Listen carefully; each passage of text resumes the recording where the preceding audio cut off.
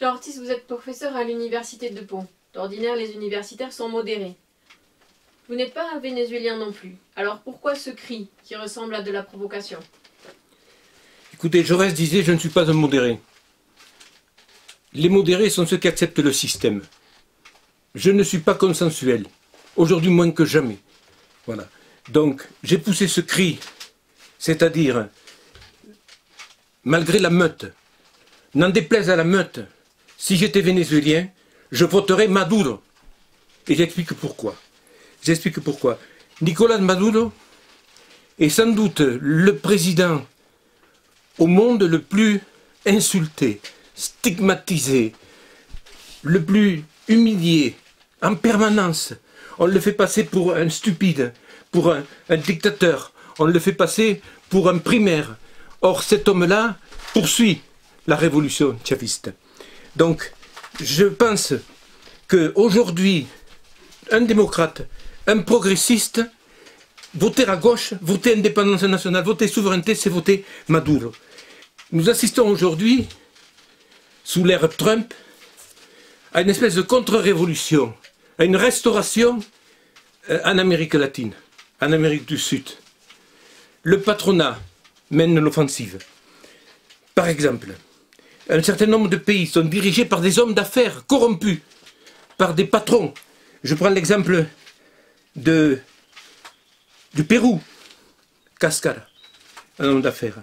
Du Chili, Piñera, milliardaire. En Argentine, Macri, pareil.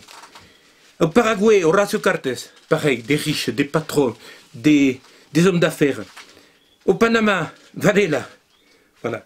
Donc, ce sont ces hommes-là, pour des intérêts de classe, qui mènent cette offensive, pour récupérer les positions qu'ils ont perdues pendant la décennie où des gouvernements progressistes ont été en place en Bolivie, en Équateur, au Venezuela, au Nicaragua, à Cuba, qui tient toujours, qui résiste toujours. Voilà. Donc le fond du problème, il est politique. Maduro n'est pas, pour moi, un modèle, mais il est un rempart. Je sais que derrière Maduro, il y a le peuple, ou une partie du peuple. Alors que de l'autre côté, sur l'autre trottoir, il y a ceux qui ont provoqué le coup d'État au Chili, la mort de Salvador Allende, le bain de sang, ce sont les mêmes, par intérêt de classe. Donc voilà pourquoi je défends Maduro, et voilà pourquoi je vote Maduro. Les élections présidentielles ont lieu au Venezuela le 20 mai 2018. La majorité de l'opposition n'y participe pas. Dans ces conditions, ces élections peuvent-elles être considérées comme démocratiques? Écoutez, le résultat de ces élections est capital pour tout le monde, pour toutes les forces progressistes du monde entier, pas simplement d'Amérique latine. Le Parti socialiste uni vénézuélien est l'une des plus grandes formations progressistes au monde. Donc ces élections vont avoir lieu. Ce sont les Xème élections depuis que les chavistes ont pris le pouvoir. Elles ont toujours été les élections démocratiques. Exemplaires, a dit le président Carter. Les chavistes ont perdu une élection, ils ont accepté l'alternance. Le chavisme a pour candidat le président sortant Nicolás Maduro. On veut nous faire croire que l'opposition n'a pas de candidat. C'est faux. Il y a 4 candidats d'opposition. Il est vrai que les 3 grands partis de l'opposition, droite, extrême droite fondamentalement, ont décidé de boycotter les élections. Alors que le président Maduro est crédité à peu près de 50 à 52% de voix.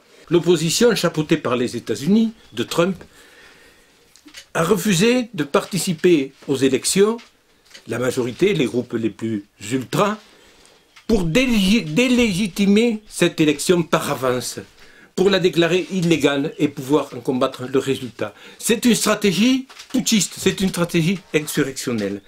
Alors que depuis 2016, il y a un processus de dialogue entre les chavistes et l'opposition qui a eu lieu en République dominicaine, qui a débouché quasiment en janvier 2018 sur un accord.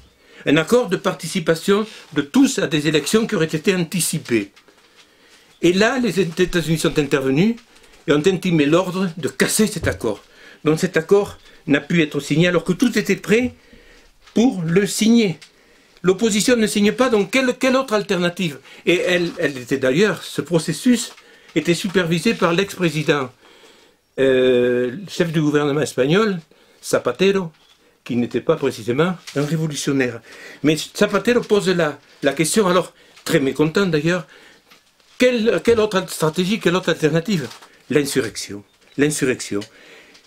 La partie la plus fasciste, la partie la plus ultra de l'opposition rêve d'un départ de Maduro, mais par la force, par la violence, par le sang du palais de Miraflores, comme au Chili. Ils sont en train de préparer un bain de sang comme au Chili.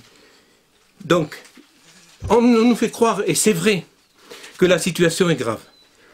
Il y a des pénuries, il y a des difficultés d'alimentation, il y a de la bureaucratie, il y a de la corruption, il y a des emprisonnés, des dirigeants de l'opposition qui sont emprisonnés parce qu'il ne faut pas confondre l'opposition et la sédition. Ils ont appelé ou participé à la sédition, ils sont emprisonnés. Mais il y a aujourd'hui plus de prisonniers politiques en Catalogne qu'au Venezuela.